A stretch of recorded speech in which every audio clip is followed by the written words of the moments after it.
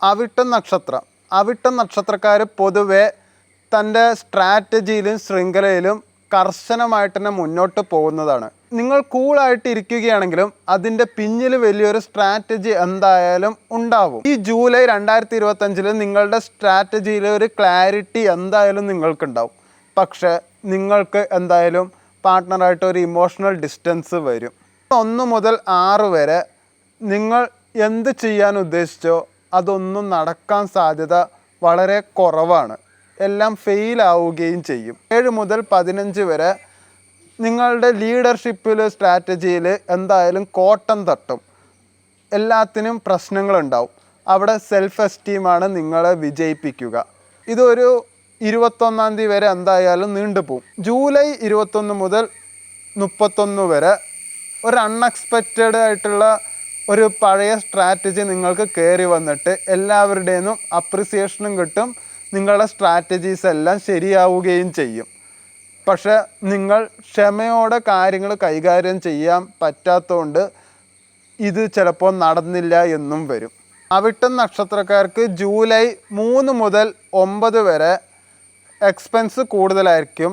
Electronic ഗാഡ്ജറ്റുകൾ കേടുവരാൻ സാധ്യത വളരെ കൂടുതലാണ്. ജൂലൈ 10 മുതൽ 15 വരെ കൂടെയുള്ളവരുടെ നിന്ന് എന്തായാലും ഫിനാൻഷ്യലി അവരെന്തായാലും സഹായിക്കും. ലോൺ എടുക്കാനൊക്കെ നിങ്ങൾ തീരുമാനിച്ചിട്ടുണ്ടെങ്കിൽ അതിനുവേണ്ടി ഡോക്യുമെൻറ്റേഷൻ ഫയൽ ചെയ്തിട്ടുണ്ടെങ്കിൽ ജൂലൈ 18-നും 25-നും ഇടയിൽ ഇത് ശരിയാവാൻ സാധ്യത വളരെ കൂടുതലാണ്. ജൂലൈ 5 മുതൽ 11 വരെ പാർട്ട്ണറായിട്ട് മിസ്കമ്മ്യൂണിക്കേഷൻ ഉണ്ടാവും, മിസ്അണ്ടർസ്റ്റാൻഡ് ഉണ്ടാവും. കാമായിട്ട് കേൾക്കുന്നതായിരിക്കും കുറച്ച് ഉത്തമം. അതുപോലെ തന്നെ ജൂലൈ 12 മുതൽ ഒരു 20 വരെ നിങ്ങൾക്ക് സിബ്ലിങ്സ് ആയിട്ടും കമ്മ്യൂണിക്കേഷൻ പ്രോബ്ലംസ് എന്തായാലും ഉണ്ടാവും. ജൂലൈ അവസാനമാകുമ്പോഴാണ് പാർട്ട്ണറായിട്ടുള്ള പ്രോബ്ലംസും മിസ്അണ്ടർസ്റ്റാൻഡിങ്ങും കുറച്ച് ഫേവർ ആവുള്ളൂ. അതുപോലെ പാരൻ്റൽ ഗൈഡൻസ് നിങ്ങൾക്ക് വേണം.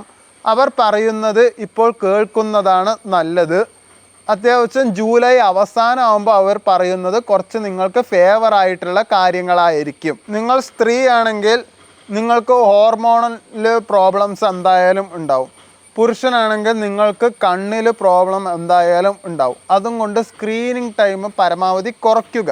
സ്ട്രെസ് റിലേറ്റഡ് പ്രശ്നം ഉണ്ടാവും. സ്കിന്നിന് നിങ്ങൾക്ക് പ്രോബ്ലംസ് ഉണ്ടാവും. അതുകൊണ്ട് കോസ്മെറ്റിക് ഐറ്റംസ് കുറച്ച് മാറ്റി വയ്ക്കുന്നത് നല്ലതായിരിക്കും. അതുകൊണ്ട് ജൂലൈ 12 മുതൽ 29 വരെ പഴയ കാലത്തിൽ നിങ്ങൾ ആസ്വദിച്ച കാര്യത്തിന് ദൈവത്തോട് നന്ദി പറയുന്നത് നല്ലതായിരിക്കും.